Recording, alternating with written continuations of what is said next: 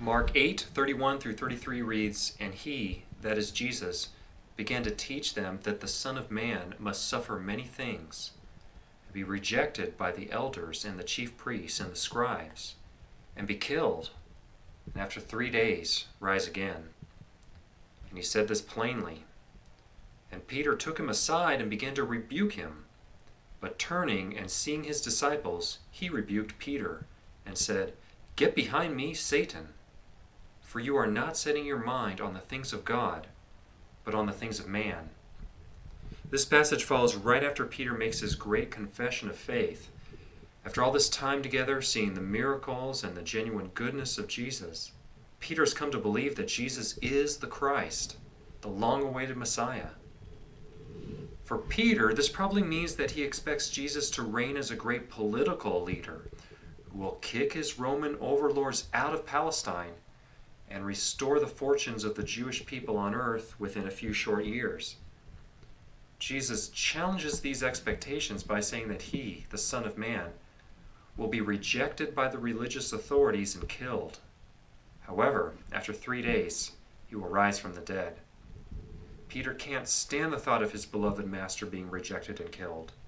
In misplaced zeal, he rebukes Jesus. He says that this will never happen. But Jesus knows it must happen. That is the Father's will for him. He will be the sacrifice that will bring salvation to the world.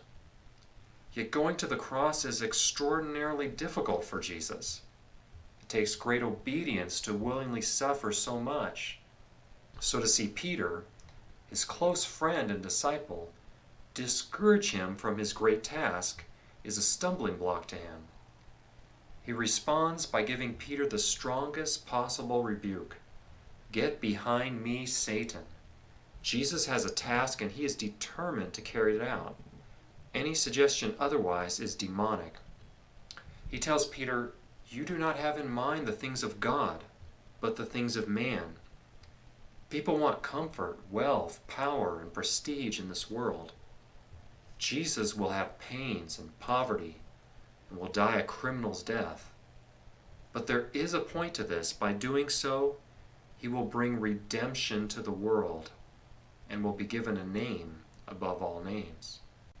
And calling the crowd to him with his disciples, he said to them, "If anyone would come after me, let him deny himself and take up his cross and follow me."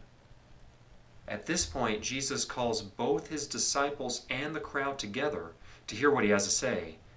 He is determined to go to the cross, and he insists that all who follow him do likewise. The language he uses doesn't presume anyone will follow him. He says, "If anyone would come after me." That is, if anyone wants to be a true follower, a true disciple, a real Christian, there are a few conditions. The first is self-denial. He says, "Let him deny himself."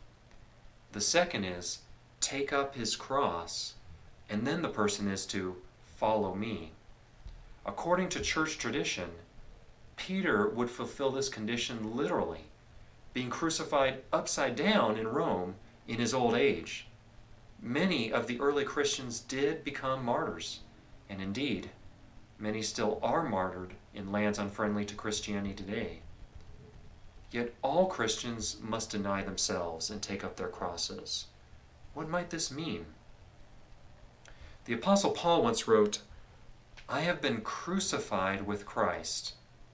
It is no longer I who live, but Christ who lives in me. And the life I now live in the flesh, I live by faith in the Son of God, who loved me and gave himself for me." All Christians, like Paul, have been crucified with Christ, but yet they live. But it is no longer for themselves. Their old self was done away with. They now live by faith in the Son of God. What does all this mean? The process of becoming a Christian involves dying to self. You no longer live for yourself. You are now living for Christ. He is the Lord of your life. You have given him control. Jesus goes on to say, For whoever would save his life will lose it, but whoever loses his life for my sake and the gospel's will save it. Jesus gives us a powerful reason to follow this difficult path. Those who try to save their lives end up losing it, but those who lose their lives for him will save it. Suppose that you live for yourself. You retain control over your life. You get to avoid the sufferings that are involved with following Christ and denying yourself. In the end, you will die anyway. You have tried to do the impossible, save your life. However, all who try to do that will still die in the end. Good hygiene, medical care, or positive thinking can only delay death, but they cannot make you escape death. Yet Jesus says there is a way to escape death and live forever. Paradoxically, it comes only to those who have given up their lives for him. We live forever by dying to ourselves and living for him. The path to eternal life passes through the valley of death to ourselves. We renounce our lives to live for the Son of God who loves us and gave himself for us. He gave himself for us, and we in turn give ourselves for him. Jesus then raised an important point. For what does it profit a man to gain the whole world and forfeit his soul? Or what can a man give in return for his soul? It turns out that the word translated both soul and life is the same word in the original Greek. It is not clear when it is best to translate it soul and when it is best to translate it life.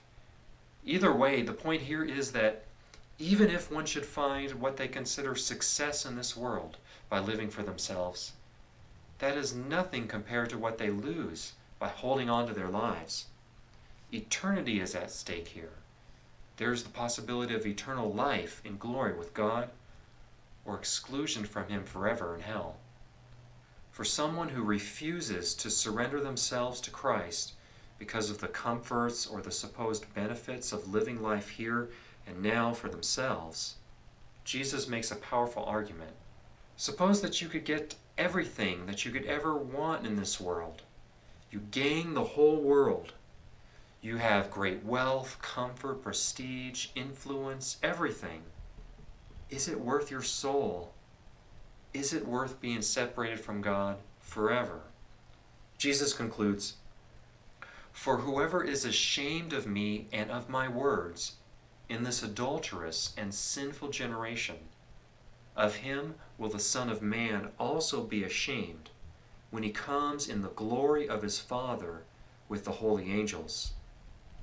He closes with a final warning. It is a most fundamental teaching of the Bible that Jesus will return. He will come back in glory and power with the holy angels. At that time, people will be desperate to be accepted by him. He's shown himself to be so powerful, beautiful, and glorious. Yet those who have disowned him will themselves be disowned. Luke 12:19 says, One who denies me before men will be denied before the angels of God.